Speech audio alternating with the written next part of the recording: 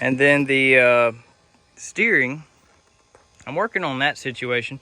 I already got it figured out. I just got to order some parts or either use some components from the red Jeep body over here.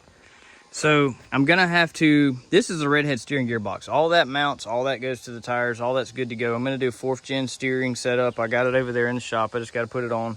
I'm gonna put a steering bar sector shaft support kit on there and dual steering stabilizer kit because it's gonna be having 37. So that being said, it'll just help a little bit with being more street friendly.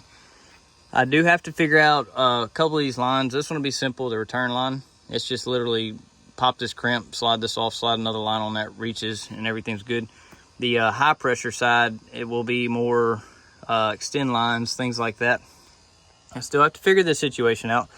I already think I have it pretty much figured, but it's right on the edge of touching the motor. I mean, it looks like it's touching. It may be barely touching, but this is the track bar. Being that it's what it is, I'm gonna probably go ahead and, since it's got a slight angle to it, I'm probably gonna put a drop pitman arm on it, which basically just relocates this to the underside of this.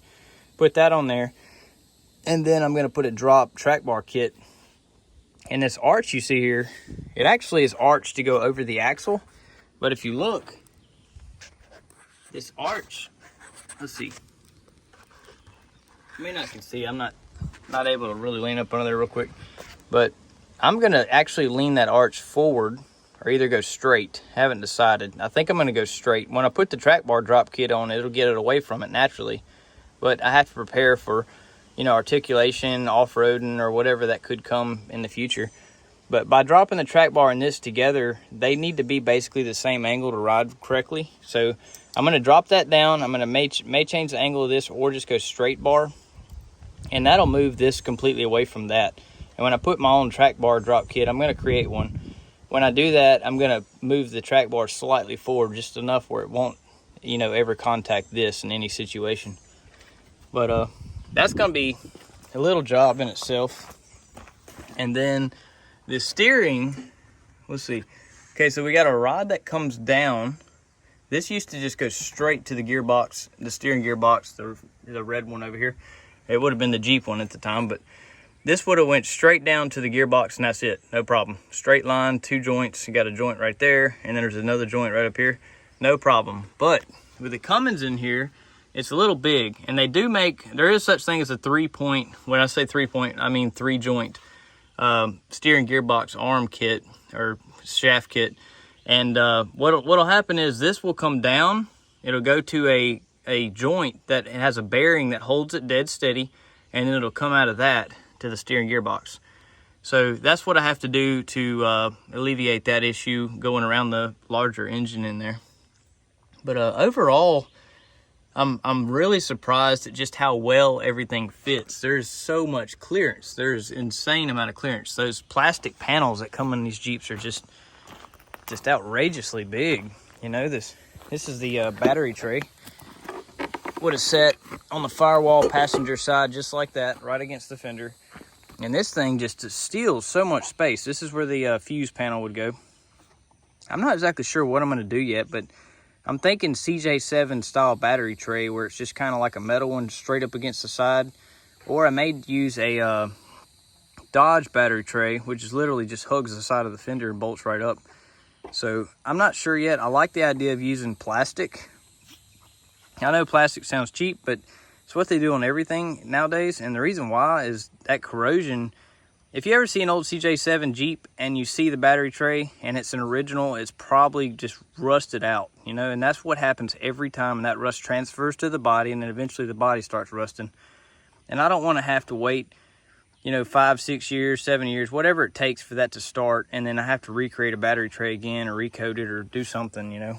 So the idea of using a plastic one that's intact sounds like more of what I might do.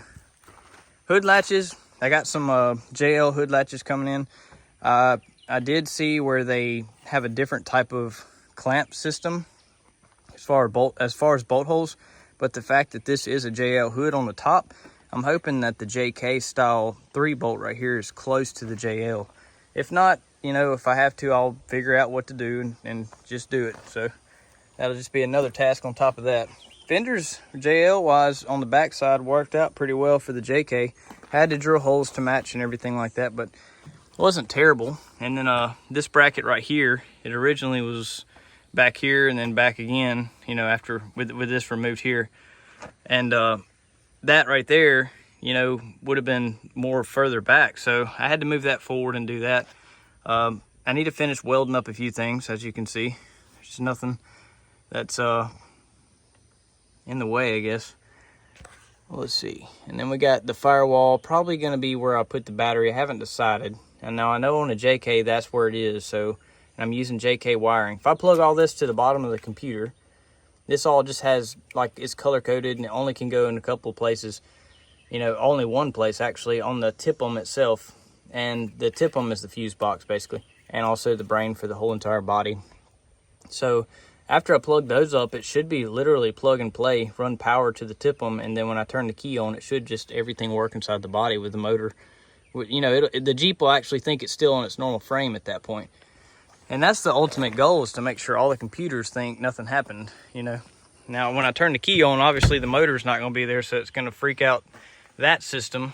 And I'm trying to not even have to hook up the powertrain control module for the Jeep or the Dodge. I'm not really sure what I'm going to do there yet. But anyway, there's the shifter again. I'm excited about that. That's a big deal for me, going from automatic to manual.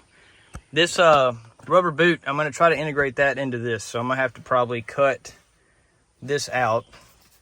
And what I'll do is cut it as close as I can, and then make sure this mounts just fine. And I'm going to screw that down underneath that rubber, so you shouldn't be able to see that there's anything different here. My goal is as factory as possible. I do have the carpets and all that stuff, so I'll put those back in once I'm done.